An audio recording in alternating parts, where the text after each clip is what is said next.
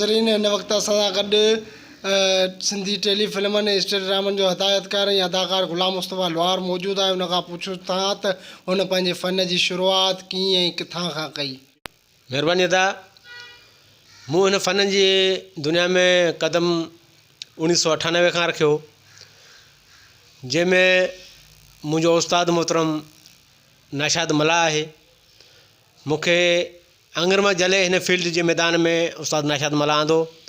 मुंहिंजो पहिरियों ड्रामो स्टेट कारी जे नाले सां थियो ऐं उन खां बाद में मोहबत, पोइ नंढा वॾा प्रोग्राम कंदे आहिस्ते आहिस्ते टेली फिल्मुनि में मूं कमु कयो ऐं काफ़ी टेली फिल्मूं मूं उस्ताद ज़ुल्फ़ी शाह सां गॾु कमु कयूं, जेको असांजे पूरे सिंध सूबे जो बादशाह आहे, कॉमेडी बादशाह। ऐं पोइ मुख़्तलिफ़ फिल्मूं कयूं जिन्हनि में नसीब आहे, रत जी रांदि आहे, क़िस्मत जी रांदि आहे, घरनाठी आहे, सोडो शेर आहे,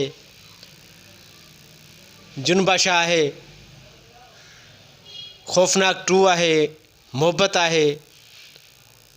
ऐं उन खां अलावा हाणे फिल्म मुंहिंजी हिकिड़ी रिलीज़ थी आहे, मेला नसीबनि जा, गुनाहगार केरु, ऐं उर्दू फिल्म बि आहे गुनाहगार कौन। तक़रीबन काफ़ी सारी फिल्मुनि में बि कमु कयो। जी अदा ग़ुलाम मुस्तफ़ा, तव्हां कहिड़नि डायरेक्टरनि सां गॾु कमु कयो आहे? सुठो सुवाल। पहिरियां त मूं पंहिंजे उस्ताद मोहतरम जी डायरेक्शन में कमु कयो, नाशाद मला जी। उन खां बाद में मरहूम हैदर उरसाणी, याकूब कलोड़ो, नियाज़ दीवानू, उर्स नारे जो साईं असांजो मोहतरम उस्ताद साईं ज़ुल्फ़ी शाह, ऐं मुंहिंजो महबूब डायरेक्टर मुंहिंजो उस्ताद जंहिंखे आउं पीउ जे लक़ब ॾींदो आहियां, बाबा बि चवंदो आहियां, उस्ताद मोहतरम असलम तबसुम बलोच।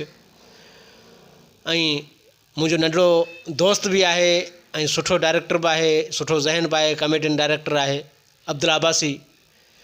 काफ़ी सारा दोस्तनि जिन्हनि सां मूं कमु कयो। उस्ताद क़ासिम भाई, ढोलण जानी खोखर, उन्हनि सभिनि सां मूं कमु कयो।